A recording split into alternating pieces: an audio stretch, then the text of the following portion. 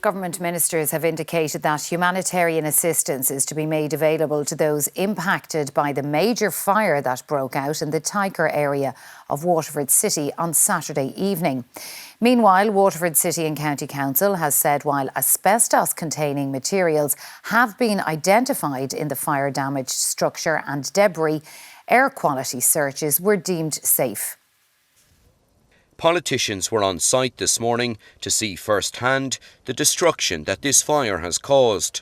The blaze on Saturday night into Sunday morning ripped through the Tycor business centre. It's one of two very large industrial type fires and commercial fires that we've had in Waterford City in particular in the last 20 years. Up to 40 businesses remained closed today, while a service for adults with intellectual disabilities, as well as several community groups, have also lost their premises. We seen it rip through the whole front down Peter's place. He lost everything. I lost everything. Do you know what I mean? So we seen it all just engulf the whole building and come down to the back here. I left here at 10:30 on Saturday night, and you could just see the orange embers, everything coming over the whole building. It was confirmed today that Enterprise Minister Peter Burke will tomorrow meet with impacted business owners. We will look at the support maybe from a business perspective from the department of Minister Peter Burke, and then in relation to the social community element from the Department of Social Protection. So in theory we have an agreement that there will be a humanitarian assistance provided. Meanwhile, the clean-up operation at the site got underway today, with extra precautions being taken given the asbestos-bound cement roof on the building.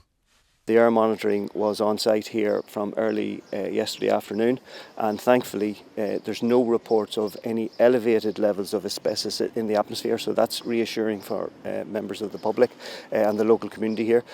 Waterford City and County Council has said it continues to work with the building owners as well as the relevant specialists in order to ensure that this site is fully remediated.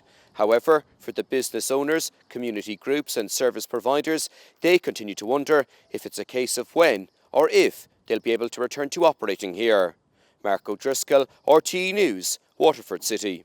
Well, staying with that story, and owners and staff at that business park in Waterford City have been left reeling after the blaze on Saturday left around 40 units destroyed. The businesses range from auto body repairs to costume shops and a martial arts club. This evening, we're joined by Jean and Eleanor Upton, owners of the Waterford Centre of Music, Stage and Music School. And thanks indeed to both of you for joining us on 6-1, Jean and Eleanor.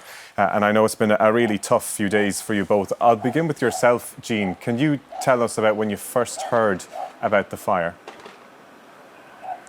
Thanks, Tommy. Yeah, the alarm was raised at about 7 o'clock. I got a phone call from one of our students' parents. Their family members live in the area. And she rang to say that she could see flames coming from the old Jute factory. It looked like it was in the centre, that maybe we should go down and have a look. And when we arrived on the scene, it was clear to see from the get-go that it was very serious.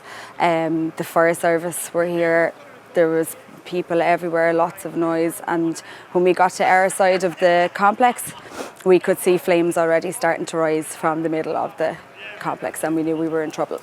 Was it clear to you then that your unit was likely destroyed? Yeah, it hadn't caught fire when we got there, but we literally stood there at the side of the road with all the emergency services and watched it burn to the ground. Eleanor, so it was just utter devastation. Utter devastation. Eleanor, when were you able to tell the students then that go to your school? When were you able to tell the children about what happened, and what has the reaction been from them over the past few days? They are all just devastated. A lot of them saw on social media, there's our local radio station, they were here and they could see our building, and a few of them actually came up to us and stood there with us, crying with us as we watched it burn. Parents have been in touch, they've emailed, they've rang, text, everything.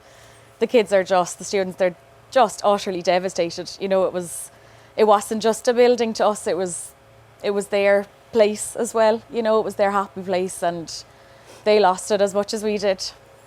I get the sense too that it also wasn't just a business to you, that you loved your job there. We spent 17 years building up this music school from scratch. Myself and Jean, we started with 2 pianos, and ended up with a premises, and we were able to extend the premises, start as a music school, extend into a stage school. We were able to hire staff. Like, it's been a dream of ours since we were children. And that was our second home. You know, it wasn't just our job. We just loved it. It was our music school. It was our place, and it's just gone. How many students did you have there, and do you have any sense of when you might be able to reopen, or if you can?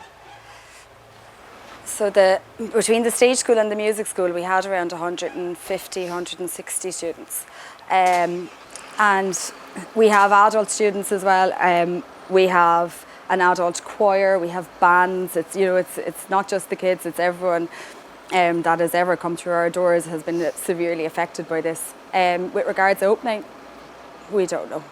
I'd love to tell you we can open next week, but we don't. We have nothing. All of our instruments are gone. The building was gutted, completely gutted by fire, and anything that mightn't have been destroyed by fire has been water damaged.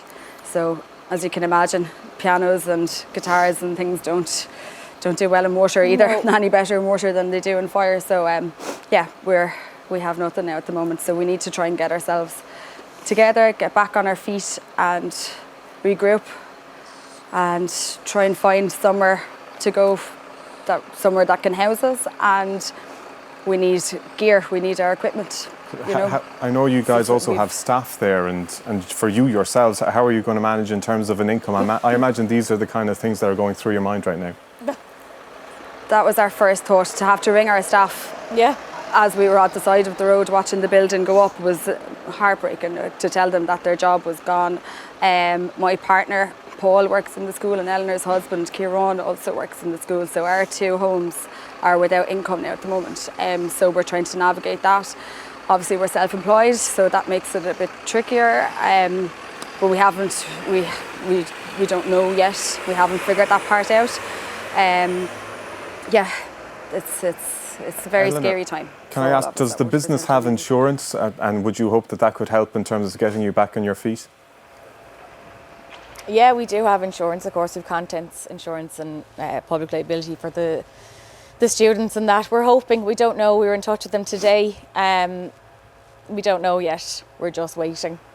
We're just in limbo at the minute with everything. And you mentioned contents there. This is, of course, a music school. You would have had instruments in there, expensive equipment, I'd imagine. Can you tell us about the type of equipment that has been damaged? I mean, starting with instruments, we have 5 pianos. I couldn't count the violins and guitars, like ukuleles. Then you're down to equipment, all the PAs.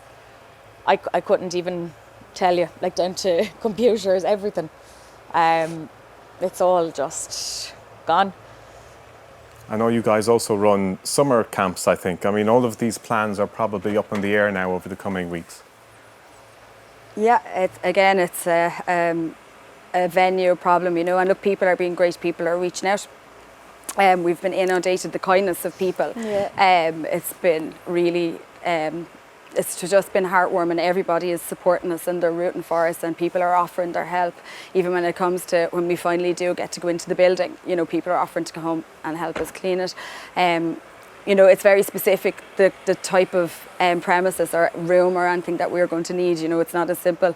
And people are so kind, they're offering us everything. But, you know, we need rooms to teach in, and then we need a large space for our stage school. You know, we had a lot of props and costumes and sets and things like that. So it's quite specific what we need. But look, people are being so kind. They're being amazing to us at the moment, and we're really feeling the support. I know politicians have been at the site over the past few days, and the Minister for Enterprise is due to visit there tomorrow. I wonder, Eleanor, do you have a message to government today? I mean, just give us some kind of light. You know, I know self-employed people, we don't, you know, get all the same, not even benefits, help, I suppose, you know, when things go wrong, and it's just some sort of help, something, just some light in this darkness, because it's unbearable.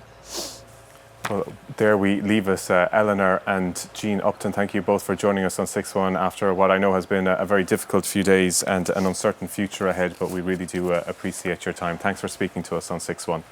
Thank you.